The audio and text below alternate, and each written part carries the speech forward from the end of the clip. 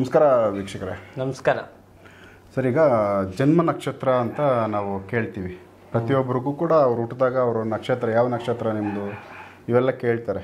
ಈ ನಕ್ಷತ್ರಗಳಿಗೆ ಸಂಬಂಧಪಟ್ಟಂತೆ ಯಾವ ರೀತಿ ಅವು ನಮ್ಮ ಒಂದು ಜನ್ಮ ನಕ್ಷತ್ರಗಳು ನಮ್ಮ ಮೇಲೆ ಏನೆಲ್ಲ ಒಂದು ಪರಿಣಾಮ ಬೀರುತ್ತೆ, ಕಂಪ್ಲೀಟ್ ಇದ್ರ ಬಗ್ಗೆ ಒಂದಷ್ಟು ವಿಚಾರ.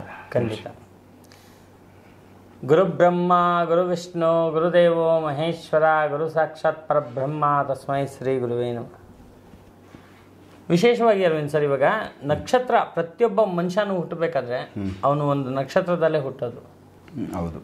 ಆ ನಕ್ಷತ್ರಕ್ಕೆ ತಕ್ಕಂಗೆ ರಾಶಿ ಇರುತ್ತೆ. ಆದ್ದರಿಂದ ಒಬ್ಬೊಬ್ಬ ಮನುಷ್ಯನದು ಒಂದೊಂದು ಗುಣಗಳು, ಅವನ ಹಾವಭಾವಗಳು, ಅವನ ಒಂದು ಜೀವನ ಬೇರೆ ಬೇರೆಯಾಗಿರುತ್ತೆ. ಈಗ ನಿಮ್ಮ ಜೀವನ ಇದ್ದಂಗೆ ನಮ್ಮ ಜೀವನ ಇಲ್ಲ, ನಮ್ಮ ಜೀವನ ಇದ್ದಂಗೆ ಇನ್ನೊಬ್ರದ್ದಿಲ್ಲ. ಯಾಕಿಲ್ಲ ಅಂದರೆ ನಿಮ್ಮ ನಕ್ಷತ್ರ ನಿಮ್ಮ ರಾಶಿ ಬೇರೆ, ನಮ್ಮ ನಕ್ಷತ್ರ ನಮ್ಮ ರಾಶಿ, ಇನ್ನೊಬ್ಬರ ನಕ್ಷತ್ರ ರಾಶಿ ಬೇರೆ.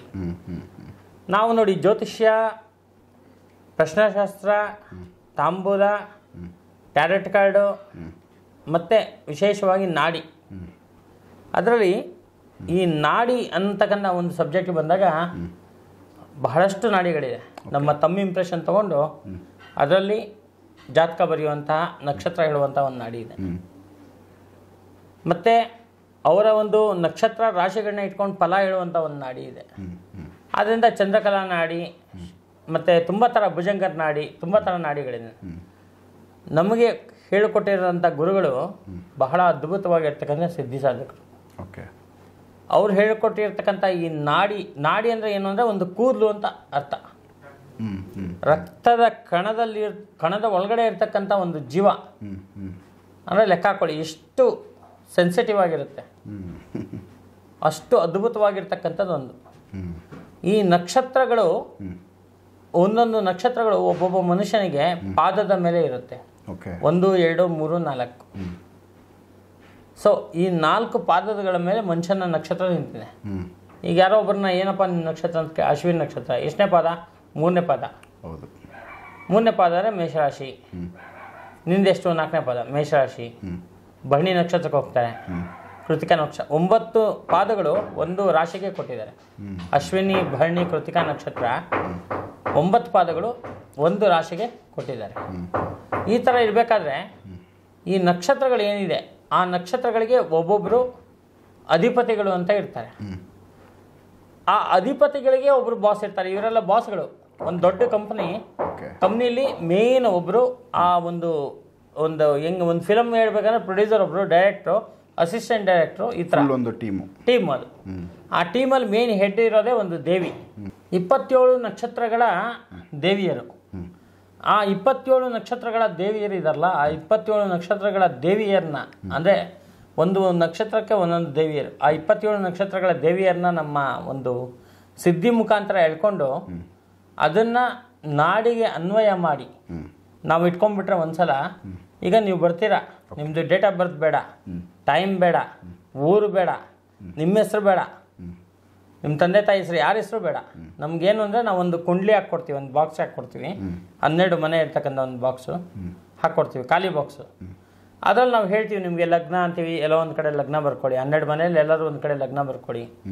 ರವಿ ಅಂತೀವಿ, ಚಂದ್ರ, ಮಂಗಳ, ಬುಧ, ಗುರು, ಶುಕ್ರ, ಶನಿ, ರಾಹು, ಕೇತು, 9 ಗ್ರಹಗಳನ್ನ ಹೇಳ್ತೀವಿ. 9 ಗ್ರಹಗಳು ನಿಮ್ಗೆ ಎಲ್ಲಿ ಇಷ್ಟ ಬರುತ್ತೋ ಅಲ್ಲಿ ಬರ್ಕೊಡಿ ಸರ್. ಓಕೆ.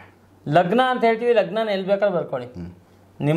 ನಿಮಗೆ ಅದನ್ನು ತಗೊಂಡು ನಾವು ಹೇಳುವಂತಹ ಒಂದು ಫಲ ಇದೆಯಲ್ಲ, ರಿಸಲ್ಟ್ ಇದೆಯಲ್ಲ, ಅದು ತುಂಬ ಮಿರಾಕಲ್ ಆಗಿರುತ್ತೆ, ಅದ್ಭುತವಾಗಿರುತ್ತೆ, 100% ಆ್ಯಕ್ಯುರೇಟ್ ಆಗಿರುತ್ತೆ. ನಿಮ್ಮ ಜಾತಕ ಇದ್ರೂ ಅಷ್ಟು ಆ್ಯಕ್ಯುರೇಟಾಗಿ ಫಲ ಹೇಳೋಕ್ಕಾಗಲ್ಲ. ನೀವು ಎಂತೆಂಥ ಕ್ವಶನ್ಗಳು ಕೇಳ್ತೀರಾ, ಹೆಂಗೆ ಕೇಳ್ತೀರಾ ಕೇಳಿ, ಅದರಲ್ಲಿ ಅದ್ಭುತವಾಗಿರ್ತಕ್ಕಂಥ ಉತ್ತರ ಬರುತ್ತೆ. ಇದೆಲ್ಲದಕ್ಕೂ ಕಾರಣ ಏನು ಅಂದರೆ ಆ ದೇವಿಯರ ಒಂದು ಶಕ್ತಿ, ನಕ್ಷತ್ರ ದೇವಿಯರು. ಆ ನಕ್ಷತ್ರ ದೇವಿಯರನ್ನ ಯಾರು ಕರೆಕ್ಟಾಗಿ ಅದನ್ನು ವಶ ಮಾಡ್ಕೊಂಡಿರ್ತಾರೋ, ಅದನ್ನು ನಾಡಿಗೆ ಅನ್ವಯ ಮಾಡಿ ಅಲ್ಲಿ ನೋಡ್ತೀವೋ, ಅಲ್ಲಿ ನಮಗೆಲ್ಲವೂ ಗೊತ್ತಾಗುತ್ತೆ. ನೀವು ಮೇಷದಲ್ಲಿ ಲಗ್ನ ಬರೆದಿದ್ರೆ ನಮಗದು ಮಿಥುನ ತೋರಿಸ್ತಾ ಇರುತ್ತೆ. ಆದರೆ ಇದನ್ನೆಲ್ಲ ತೋರಿಸ್ಬೇಕು ಅಂದರೆ ಅಲ್ಲಿ ಕರೆಕ್ಟಾಗಿ ನಮಗೆ ಆ ದೇವಿಯರನ್ನ ವಶ ಮಾಡ್ಕೊಂಡಿರ್ಬೇಕು. ಸೊ ಅದು ಅಂದರೆ ಪ್ರತಿಯೊಂದು ವಿಚಾರಗಳನ್ನ ನಮ್ಮ ನಕ್ಷತ್ರಗಳು ಯಾವ ಪಾದ, ಅಂದರೆ ನಾವು ನಮ್ಮ ಒಂದು ರಾಶಿ ಫಲ ನಕ್ಷತ್ರಗಳು ಅಂದರೆ ಯಾವ ಪಾದದಲ್ಲಿದೆ ಅಂತ ನಾವು ಏನು ಕೇಳ್ತೀವಿ, ಇದು ನಮ್ಮ ಜೀವನನ ಅದು ತೋರಿಸುತ್ತೆ ಅಲ್ಲಿ. ಹೌದು, ಇಡೀ ಜೀವನ ನಿಮ್ದು ಹಿಂಗಿರುತ್ತೆ, ಹಿಂಗೆ ಇದೆ ಅಂತ ತೋರಿಸ್ಬಿಡುತ್ತೆ. ಇದೊಂದು ನಕ್ಷತ್ರ ಏನು ಜ್ಯೋತಿಷ್ಯನ ಶಾಸ್ತ್ರನ ಇಲ್ಲ ಈ ನಕ್ಷತ್ರ ನಾಡಿ ಅಂತೆಲ್ಲ ಕರೀತಾರೆ. ನಾನು ಹೇಳ್ತಾ ಇರ್ತಕ್ಕಂಥದ್ದು ಯಾವ ಜ್ಯೋತಿಷ್ಯನೂ ಅಲ್ಲ, ಯಾವ ಪ್ರಶ್ನೆನೂ ಅಲ್ಲ, ಏನೂ ಅಲ್ಲ, ಎಲ್ಲದಕ್ಕಂತ ಮೀರಿದ್ದು. ಸೂಪರ್. ಈಗ ನಾವು ಏನು ನಕ್ಷತ್ರ ಕೇಳಿಲ್ಲ, ನಿಮ್ಮ ಹತ್ರ ಏನೂ ಕೇಳಿಲ್ಲ, ಏನೂ ಬೇಡ ನಮಗೆ.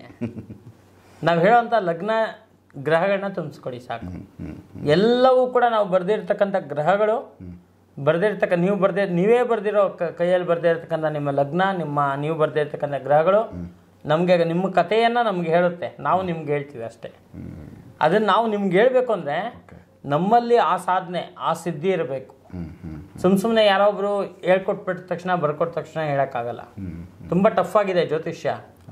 ಇವತ್ತಿನ ದಿವಸ ಒಂದೊಂದು ನಕ್ಷತ್ರಗಳ ಪಾದಗಳ ಮೇಲೆ ವರ್ಕ್ ಮಾಡ್ತಾ ಇದ್ದಾರೆ, ಆದರೂ ಆ್ಯಕ್ಯುರೇಟ್ ಆಗಿ ಬರ್ತಾ ಇಲ್ಲ, ಮಿಸ್ಟೇಕ್ ಆಗುತ್ತೆ. ಅದು ಪಾರ್ವತಿ ಶಾಪ ಇದೆ ಇದಕ್ಕೆ, ಜ್ಯೋತಿಷ್ಯಕ್ಕೆ.